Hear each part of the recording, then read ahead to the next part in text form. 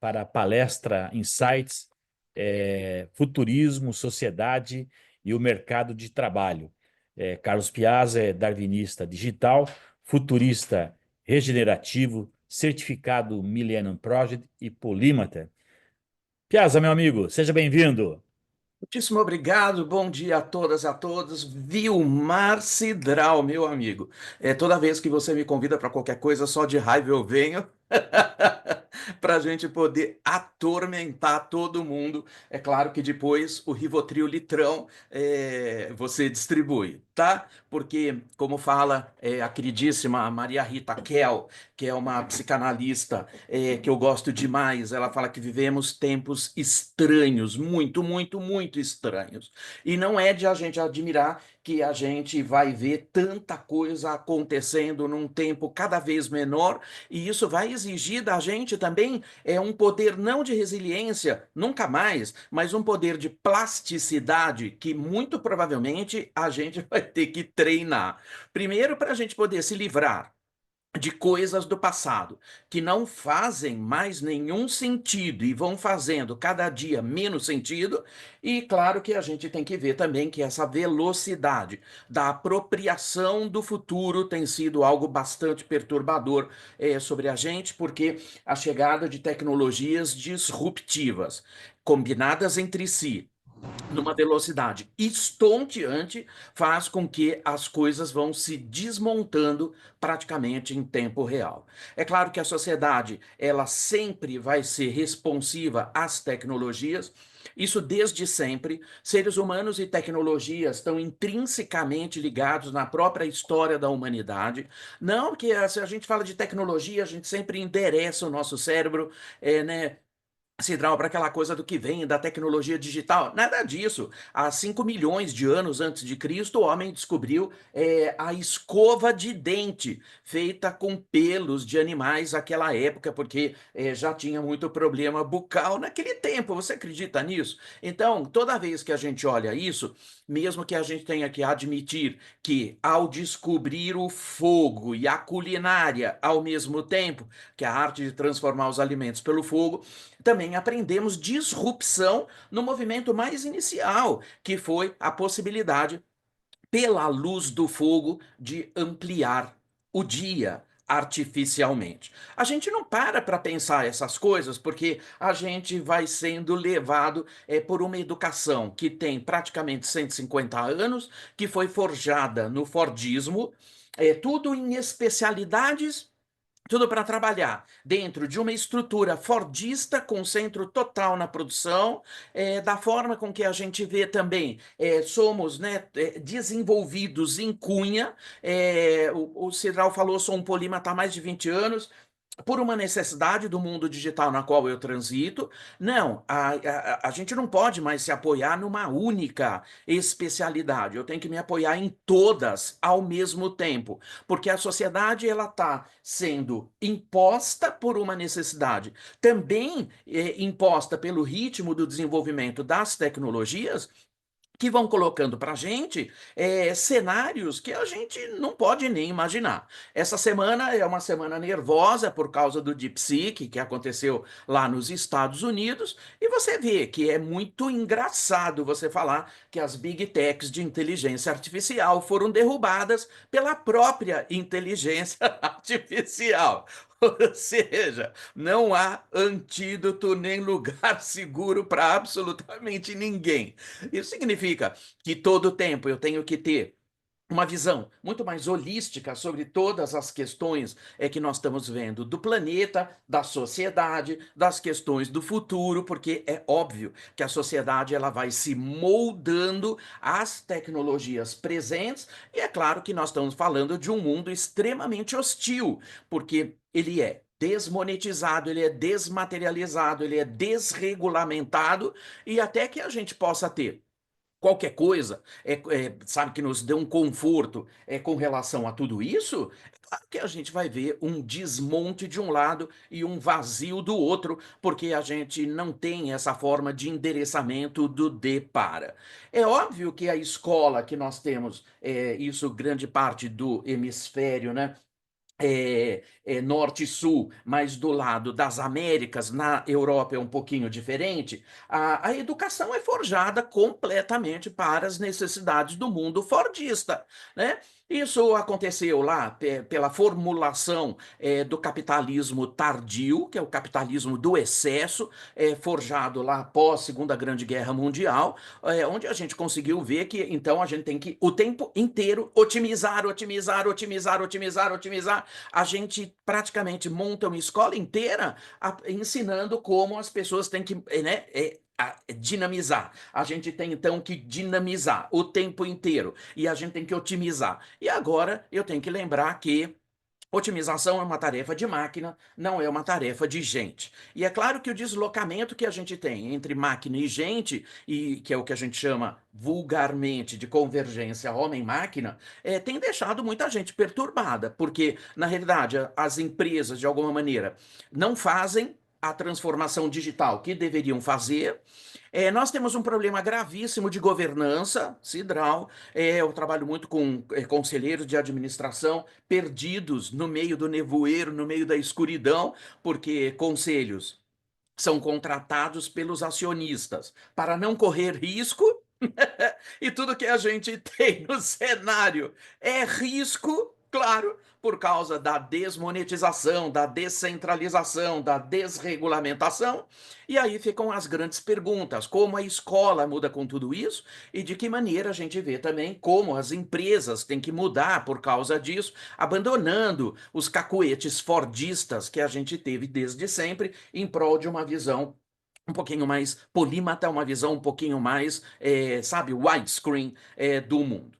Bom, eu vou só explicar um pouquinho da polimatia. Polimatia, de acordo com o melhor autor que tem nessa área, que é o Ahmet Vagaz, ele fala que é a única coisa que nós temos nas mãos para aumentar a versatilidade humana. Isso significa que toda vez que eu tenho que fazer uma análise de sociedade, futuro, tecnologias e da forma com que a gente vê toda a organização profundamente sofisticada dessa formulação de mundo estranho, a gente tem que entender que sempre, desde sempre, de um lado eu tenho tecnologias exponenciais combinadas entre si, trazendo para a gente um universo completamente deslocado do que o que a gente aprendeu.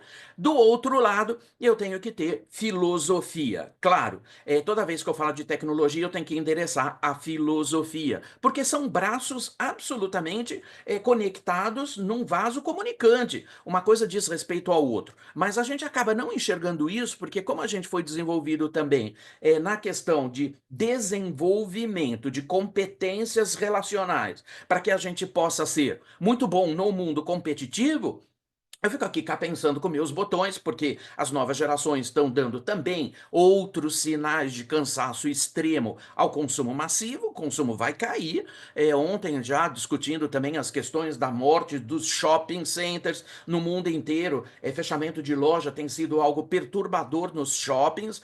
A perenidade, economias que mudam também ao longo de tudo isso. A gente tem, por causa da tecnologia, a apresentação de uma nova economia que a gente não está nem preparado nem para falar o nome, porque as pessoas morrem de medo dos nomes, tá, Cidral? Porque nós estamos falando de um novo feudalismo digital, onde uma empresa não compete mais com a outra. Todas elas têm que entender profundamente da lógica das big techs, porque todas elas estão se relacionando já com tecnologia. Se eu faço compra de um jeito muito diferente e eu tenho que me relacionar com portais, ou tenho que me relacionar com outras estruturas de procurement, onde todas as áreas de praticamente de negociação ficaram presas no passado, é claro que eu tenho que entender toda essa dinâmica e também os próprios conselhos deveriam se atualizar o suficiente para saber o quanto é muito cedo para adotar novas tecnologias ou principalmente o quanto é muito tarde para você ter um poder de reação. Hoje eu vi um posting perturbador já no LinkedIn, já amanheci brigando, tá? Porque alguém falando lá, principalmente os conselheiros, né? Mas nossa, agora o DeepSeek, que é essa nova rede de AI, de LLM, né, de linguagem, é muito mais simples, usando muito menos dinheiro, bem feito para os Estados Unidos, para ver se aplaca um pouquinho, porque no mundo disruptivo a arrogância não tem espaço. Se os americanos acharam que são só eles, né, a cereja do bolo, né, e a azeitona da empadinha, ao mesmo tempo, tomaram um mega susto.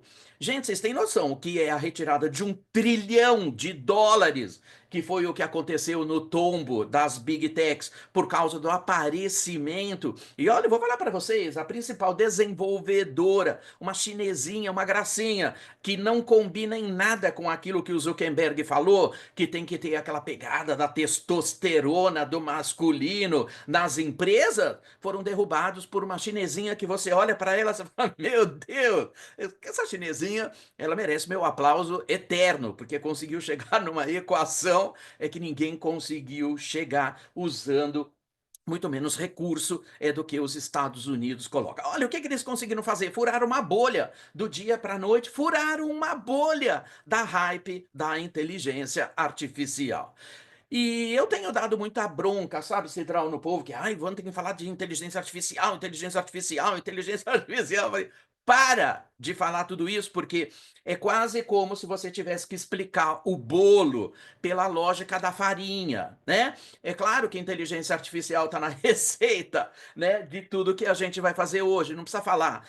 Você não precisa lembrar as pessoas, todo mundo está usando, está no teu celular, está em todo lugar. Você está usando ativamente a inteligência artificial, como você usa a energia elétrica de casa ligando ali um interruptor. Então não precisa mais. Precisa entender dos reflexos que a gente tem com a chegada, então, de todas as tecnologias disruptivas combinadas entre si. Quando a gente fala sobre tudo isso, as pessoas ficam muito, muito, muito pensativas, porque, primeiro, temos as capacidades de desmontar o que não faz mais sentido. Eu tenho que ter uma capacidade gigantesca de botar poder de crítica sobre as questões que o mundo fordista nos impôs. Não estamos mais em mundos fordistas, estamos na sétima revolução cognitiva dos sapiens. Isso significa que nem mais em eras industriais estamos. Gente, será que a gente acordou que não estamos mais em eras industriais? Não estamos mais. E se você olha para todas as empresas, todas elas ainda têm estrutura, foco total na produção, só olham para dentro, não conseguem se conectar com absolutamente nada, não conseguem se ressignificar, não conseguem enxergar nada que não seja o capitalismo tardio, onde o futuro tem exatos, né? 3 meses, que é o tempo exato da janela que a gente tem do trimestre, claro, porque o mundo é feito de curtíssimo prazo. O mundo do curtíssimo prazo das empresas não cabe nesse futuro que vem se apresentando para a gente sistematicamente, e é claro que adaptabilidade, quando tudo muda, o tempo inteiro, é uma competência que a gente vai ter que desenvolver, mas muito seriamente. Isso significa um mundo muito mais conectado, um mundo polímata, um mundo nexialista, onde a gente fala de algo que a educação poderia se apropriar muito mais do que ela se apropria, que é aquilo que a filosofia coloca do pensamento rizomático, que vem de rizoma, que está lá na botânica, e que tem dois autores absurdamente perturbadores nessa área, que é o Deleuze e o Guattari. E a gente não consegue transitar em algo que a gente não está, né, preparado para enxergar. Porque como é que eu posso discutir tecnologia à luz da filosofia? Claro, porque uma coisa está conectada à outra. A chegada de tudo isso vai desmontando a sociedade de um lado e vai remontando o futuro do outro. Então, o que é perturbado nisso tudo? Primeiro, futuro não existe, tá bom? Por favor, Cidral, sabe, eu sou a criatura mais doida desse planeta porque eu trabalho com uma coisa que não existe. Futuro não existe. Não espere que ele mude a sua vida. Não tem nada lá. O futuro é construído pelas decisões que eu tomo agora e pelas decisões que eu não tomo. Lembrando que também quando você não decide, você está decidindo também. Então, as pessoas estão sendo requeridas a um nível de decisão perturbador para que a gente possa ter o mínimo de endereço possível de permanência quando tudo vai mudando do lado de fora. Claro, Quando a gente fala sobre tudo isso, isso é um novo modelo de trabalho e eu já não faço mais, fiz um monte de palestra, pedido de clientes, falando sobre o futuro do trabalho e eu tenho me negado solenemente a fazer isso, porque isso é uma distorção, tá bom? Eu tenho falado no futuro, é claro, porque sou um futurista, eu sou certificado pelo Millennium, que é a agência de futuros da ONU, lá do outro lado, mas eu tenho que lembrar todo mundo que quando a gente fala sobre futuro, né?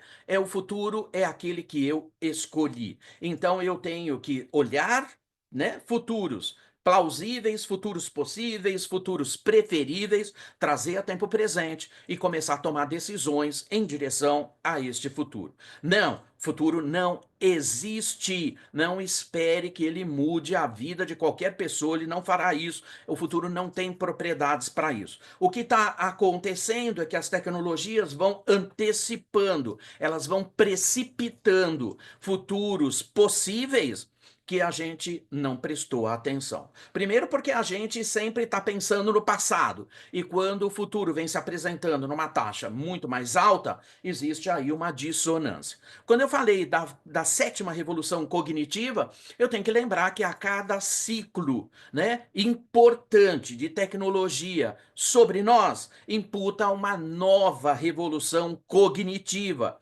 Isso significa que a maneira de pensar tem que mudar radicalmente. E será que a gente consegue se livrar de tudo que a gente aprendeu em prol de novos conhecimentos? Isso imputa também para a gente, Sidral, uma capacidade alienígena, também de admitir que a capacidade profética dos professores morreu. Morreu.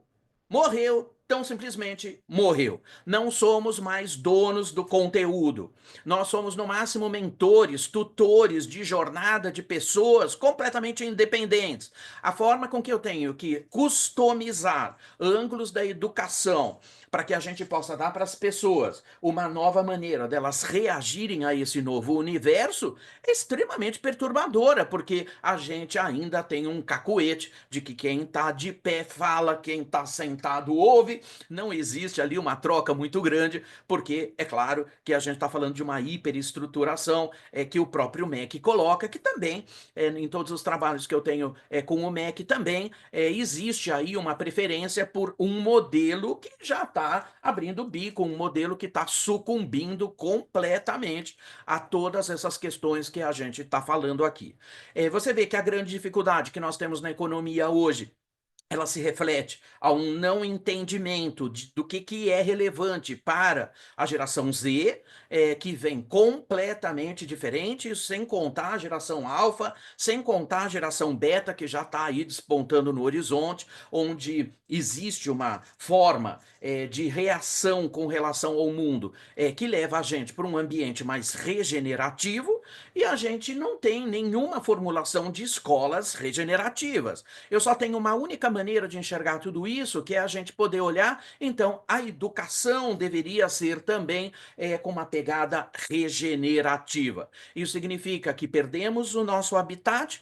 Isso tem a ver lá com o Carl Sagan. Quem não leu, leia. Eu estou vendo o livro aqui, aliás, está aqui, é tudo livro de verdade, tá? Isso aqui não é backdrop comprado lá, comprado no Mercado Livre. Tá aqui, ó, Pequeno Ponto Pálido Azul, do Carl Sagan, quando em 81 ele conseguiu fotografar pela primeira vez a Terra de Saturno, e ele disse o seguinte: tem um manifesto do Carl Sagan pelo ponto pálido, que a Terra parece como um, sabe assim, um furinho de alfinete no céu, que ele faz um manifesto lindíssimo, emocionante. Peguem na internet, leiam, que ele fala assim: tá vendo esse pontinho aqui que eu quase não vejo? É lá onde estão as pessoas que eu amo, é lá onde está, onde eu, né, todos os lugares onde eu moro, onde eu me desloco, onde eu produzo valor. Não tenho outro lugar no universo para morar, é lá onde eu tô. Por que que a gente está destruindo? Ele falou isso em 81. Nós estamos à beira de um colapso ambiental e nada foi feito no meio do caminho. Será que a gente deveria olhar, então, as condições de trazer muita tecnologia e filosofia pró a regeneração da vida e do planeta? E será que a gente conseguiria dar um endereço para isso? Porque, olha, a gente fala muito das queimadas por aí, não é? A gente botou fogo no telhado de casa. Não temos outro lugar no universo para morar. Faz favor. a gente está se matando. E muito pior do que isso, a Dinamarca já... Bom, Dinamarca, prestes agora também na distopia do mundo a perder a Groenlândia, né? Isso, porque o mundo também é do avesso. O Golfo do México não é mais do México, né? A Groenlândia pode ser que não seja mais. A gente está vendo um desmonte absolutamente de tudo que a gente não deveria ver nas matrizes desse novo mundo distópico, desse mundo estranho, como fala a Maria Rita Kell, da psicanálise do século XXI. Gente, quando a gente fala de regeneração, eu preciso entender que a velocidade é estonteante. Estonteante. Eu tenho que me lançar naquele universo do altamente improvável, do mundo complexo. Não espere ter nenhum tipo de, sabe, de calmaria no meio do caminho. Não teremos nunca mais. Estamos sendo exigidos pelo mundo complexo para que a gente possa olhar, então, a maneira com que eu posso reagir para permanecer com um planeta habitável. Todo filme de ficção, existe uma disciplina que a gente estuda dentro do futurismo, né, que coloca O Francisco me mandou aqui. tem uma disciplina do futurismo que coloca a gente sempre pensando muito, que é o Science Fiction Experience Design.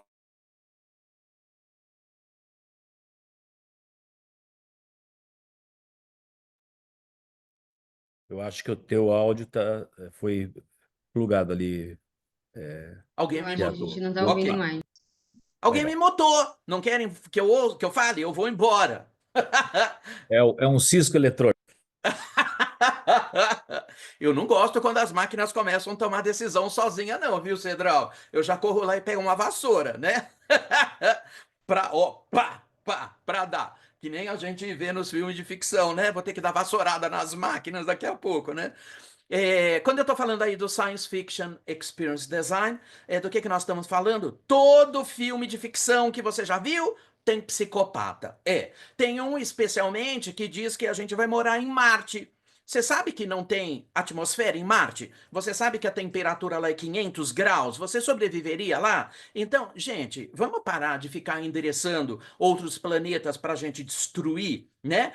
E vamos pensar em reconstruir aquilo que a gente destruiu pelas mãos do capitalismo tardio, tirando recursos naturais de onde não tem mais, para um mundo excessivo, um mundo narcisista, o um mundo do extremo consumo, que não faz mais nenhum sentido, porque as novas gerações estão pivotando o valor do ser em prol, aliás, estão pivotando do ter em prol do ser. Todo mundo sabe, você pode ver pela minha cara, eu sou baby boomer. Outro dia alguém falou, Piaz, você é 50 a mais? Eu falei, não, eu sou 60 muito mais. E eu tô velhinho, mas tô na pista, tá bom? Porque essa coisa de idade acabou, porque a capacidade cognitiva independe da idade do casco que a gente carrega. O nosso cérebro funciona igualzinho, seja com 120 anos, a menos que a gente tenha aí qualquer coisa, vamos viver muito mais, num nível de consciência muito maior. Por que eu tô falando tudo isso? Porque não, o futuro, quando ele é caótico e eu não posso correr o risco de organizar o caos, porque isso não existe, eu vejo muitas empresas hoje tentando organizar o caos, como se ela fosse uma fila. E aí eu tenho que dizer para todo mundo que não há possibilidade de qualquer pessoa fazer isso sozinho. Eu preciso da inteligência coletiva. Eu preciso entender que a própria forma, e aliás, maravilhoso que o Bulgarelli esteja aqui, é amigão de, meu Deus, de uma vida, né? Eu tenho dependência química do Bulgarelli, porque é um cara incrível, que eu tenho a honra de ter como meu amigo, e sempre lembrando que a questão da diversidade, eu adoto o formato muito menos importante sobre a aparência física das pessoas, embora do ponto de vista de oportunidades e do ponto de vista da justiça social. Trabalho em prol disso, obviamente, mas de um outro lado também eu tenho que enxergar que a inteligência do futuro é conflito. Confronto na pessoa, conflito na ideia. Se eu tenho que olhar, que eu tenho que ter grupos diversos, cada vez mais ativos, onde eu posso estar colocando, né, a própria forma de como eu posso identificar futuros possíveis, futuros plausíveis e, fundamentalmente, os futuros preferíveis. É claro que quando a gente monta cenários de futuro, eu não estou trabalhando só para mim, eu estou trabalhando para a sociedade de uma maneira como um todo. Eu deveria envolvê-la no seu pleno, na sua totalidade. Então, é claro que eu estou falando que eu tenho que diminuir o confronto, aumentar o conflito em prol das equações de regeneração possível, porque estamos em pleno mundo caótico. Então, é por isso, Cidral, que eu sempre defendo a ideia de que pessoas e planeta em primeiro lugar, com o apoio luxuoso das tecnologias, moldando tudo de volta no nosso entorno.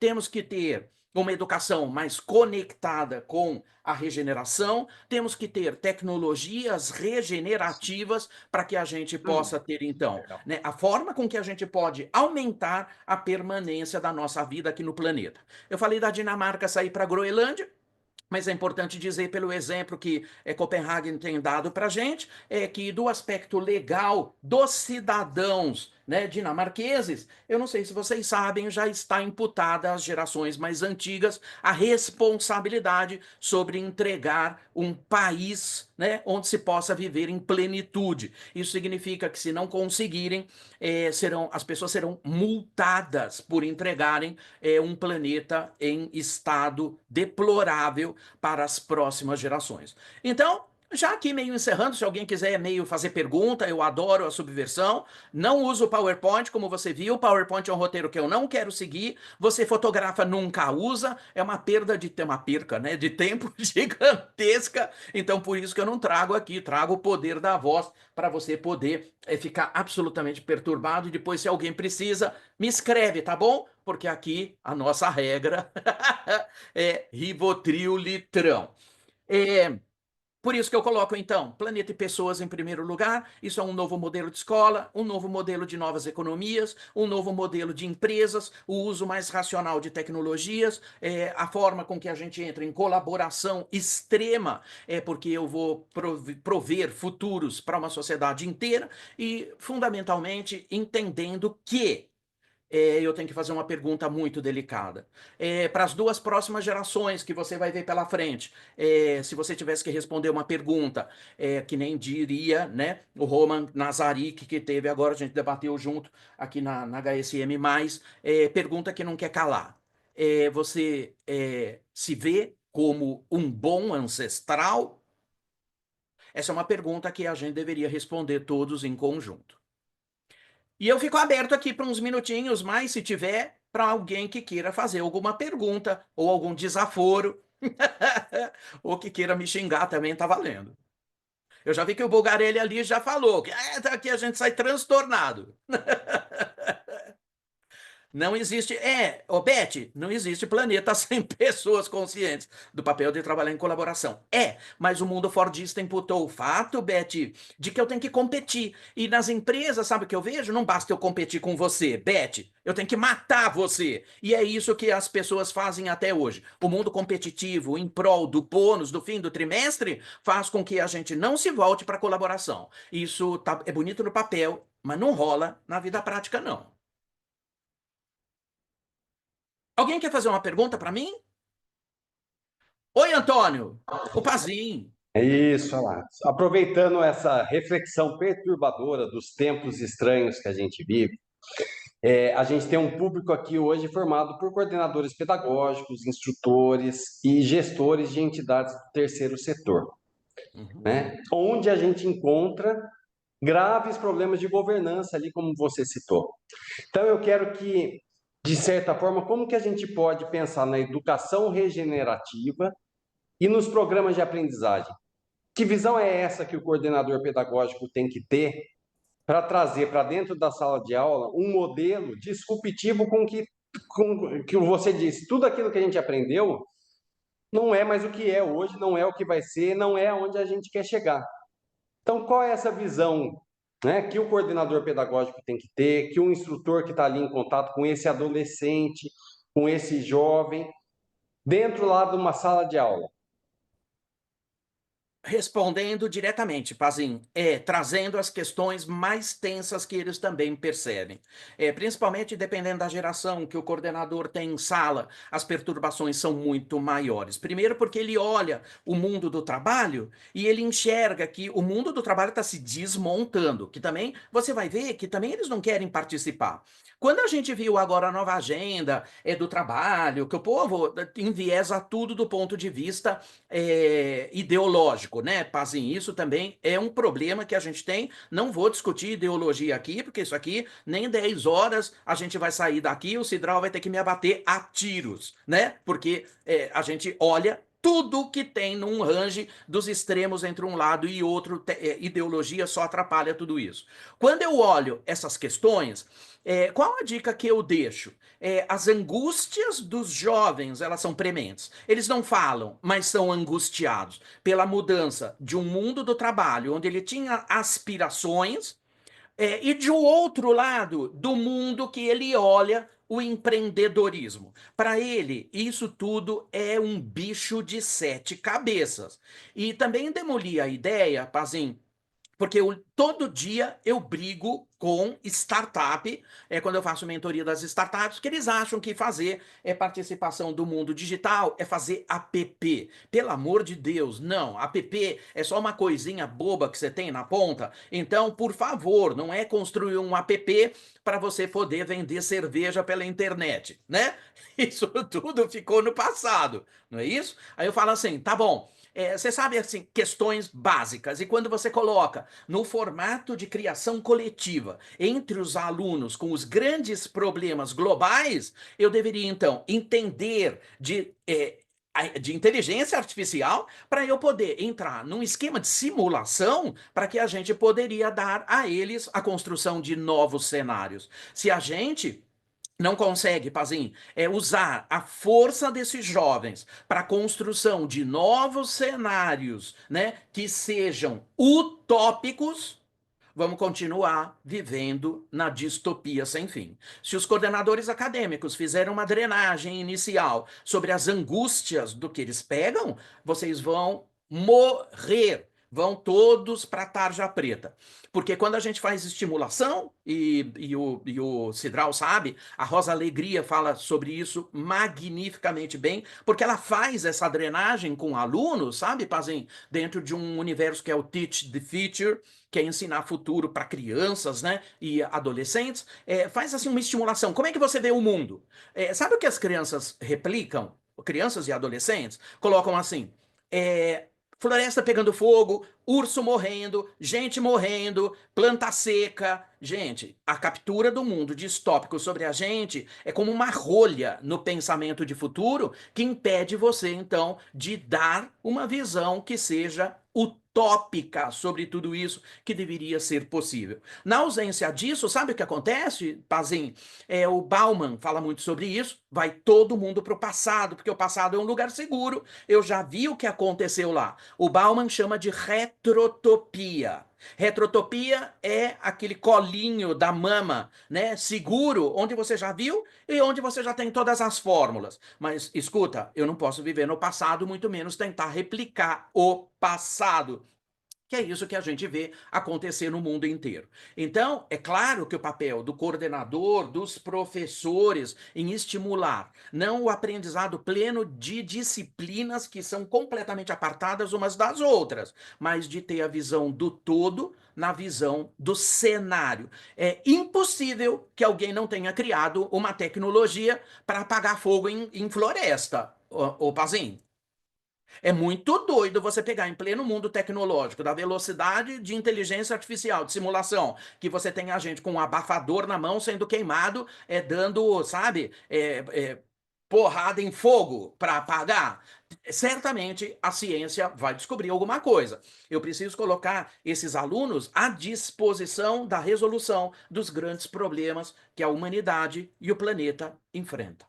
Eu não sei se eu te respondi ou se eu te enrolei. Não, perfeito, perfeito. É essa linha de pensamento e de reflexão que é importante a gente ter, né, na construção desses novos profissionais, né, dessa inquietação constante, dessa perturbação, do conflito, né, do confronto, como você disse. Então, eu acho que é um pensamento que tem que ser sempre presente, né? Da É, mudança, da inquietação, do questionamento mesmo, para que a gente realmente ajude na construção, pelo menos, de um ser pensante, um pouco mais pensante, e que isso, enxergue esse coletivismo que é necessário a um futuro desejável, pelo menos, vai? claro. Posso colocar só mais um negocinho aí? E que ajude a desmontar o mundo fordista. Você sabe que o povo me chama, sabe do quê, Pazinho? E sabe por quê? Porque quando as Aham. pessoas não entendem, a culpa é minha, porque eu falo alguma coisa que ninguém entende, né? É claro que eu tenho que esmiuçar isso aí. Eles me chamam de Papai Noel, como se eu fosse um ser que não pudesse pensar, né? Então, por isso que eu estava vendo ali os comentários, adoro ver ali os comentários, a Kai colocando ali que está surpresa com essa conversa, né? Por causa da franqueza, né? Ô Kai, eu sou mal criado e a gente tem que ser mal criado para a gente desmontar tudo isso. Então, acabar com o mundo fordista, Pazinho, é vital. Porque, na realidade, o que o mundo fordista colocava para a gente, por causa da linha de produção, só importam homens jovens fortes. Percebe? Homens jovens fortes. Por que as mulheres ganham até hoje ganham menos nas organizações? Os homens foram para a guerra, as mulheres entraram na linha de produção. Mulheres não tinham força bruta desenvolvida dos homens para puxar motor em corrente. Caramba, isso está na história. Então, o que aconteceu? Puxa, vamos botar a mulher na linha de produção? Que perigo! Elas são infinitamente melhores que os homens, porque o nível de acidente de trabalho é infinitamente melhor, porque onde você precisa de cuidado, você tem que botar mulher, não os trogloditas dos macho alfa fazendo um monte de coisa. Basta você ver o nível de acidente de trabalho. E aí, para quê? Qual foi a questão? Ih, mas eu preciso de músculo, eu preciso puxar motor na corrente. Mulheres têm força desenvolvida dos homens? Não. Elas podem ter? Pode. Demanda tempo. Da mesma maneira que os homens têm progesterona, as mulheres têm testosterona também, em quantidades inversamente proporcionais. Mulheres poderiam puxar motor na linha de produção do tio Ford, no bração, nas correntes? Poderia, demandava tempo. O que aconteceu? Onde entravam 40 homens jovens fortes, Pazinho, eu tive que colocar 60 mulheres e a produtividade caiu. Ah, caramba, a produtividade caiu, vamos pagar menos. Aí eu pergunto: alguém aqui puxa motor em linha de produção do tio Ford? Não. O que eu preciso? Da sua inteligência. Inteligência, pelo amor de Deus, é um assunto de gênero? Não. É um assunto de idade? Não. Então, Papai Noel, o cacete. Daí eu falo assim: quer sentar no meu colo para pedir presente? Porra! Será que é tão difícil entender que vivemos e ensinamos modelos de empresas que não servem mais? Muito bom, Piazza. Você, como sempre, muito instigante, como diz o Reinaldo, perturbador aí das É. mentes. Muito obrigado pela tua participação.